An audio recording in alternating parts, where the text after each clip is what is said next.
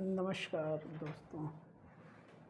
आज एक बेहद मज़ेदार और हास्यास्पद कहानी सुनाने जा रहा हूँ, जो एक कंजूस पति और उसकी चालाक पत्नी के बीच की नोक-झोंक पर आधारित है। एक गांव में करोड़ीमल नाम के एक भाई साहब रहते थे। नाम तो करोड़ीमल था, लेकिन मक्खी चूस ऐसे थे कि दूध में गिरी मक्खी को भी चूस कर फेंकते थे।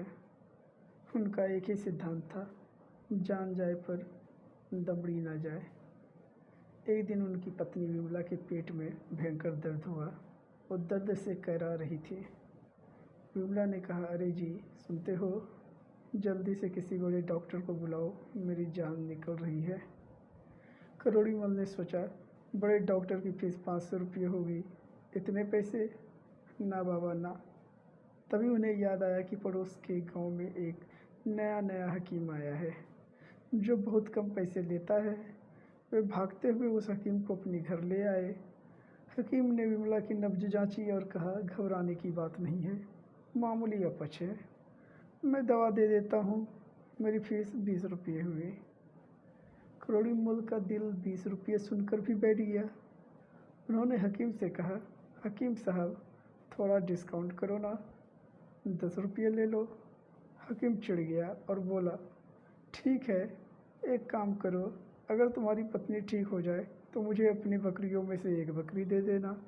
करोड़ीमल खुश हो गया, क्योंकि उसके पास कोई बकरी ही नहीं थी। उन्होंने सोचा, मुफ्त में इलाज हो गया। हकीम के जाने के बाद विमला ने जैसे ही दवा पी, उसका दर्द गायब हो गया। वो बिल्कुल ठीक होकर रसोई में काम करने लगी। करोड़ीमल फूले नहीं समा रहे थे कि उन्होंने पैसे बचा लिए। लेकिन तभी बाहर से हकीम की आवाज़ आई, करोड़ीमल जी, आपकी पत्नी ठीक हो गई है, अब मेरी बकरी मुझे दे दो। करोड़ीमल घबरा गए। उन्होंने तुरंत अपनी पत्नी विमला को पलंग पर लेटने को कहा और खुद दरवाजे पर जाकर हकीम से बोला, हकीम साहब, अनर्थ हो गया, आपकी दवा पीते ही मेरी पत्नी तो मर गई, अब काहे की बकरी? हकीम भी कोई कच्चा खिलाड़ी नहीं था। वो समझ गया कि करोड़ीमल झूठ बोल रहा है। हकीम रोने का नाटक करते हुए बोला, हाय, यह क्या हो गया? मेरे हाथ से पहली बार कोई मरीज मरा है, अब तो गांव वाले मुझे जेल भिजवा देंगे। इस बदनामी से अच्छा है कि मैं भी यहाँ अपनी जान दे दूँ। यह कहकर हकीम ने अपनी जेब से एक बड़ा सा लोहे का सुआ निकाला और बोला, मैं इस सुए को अपने दिल में घोंप कर यहीं मर जाऊंगा।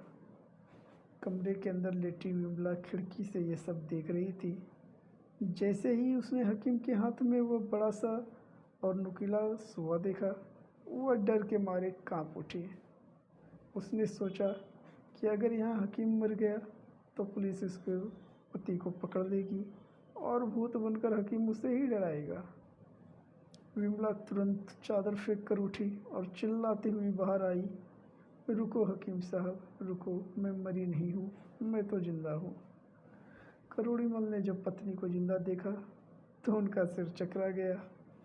हकीम मुस्कुराया और बोला, देखो करोड़ीमल जी, मेरी दवा का चमत्कार, मरी हुई पत्नी भी जिंदा हो गई।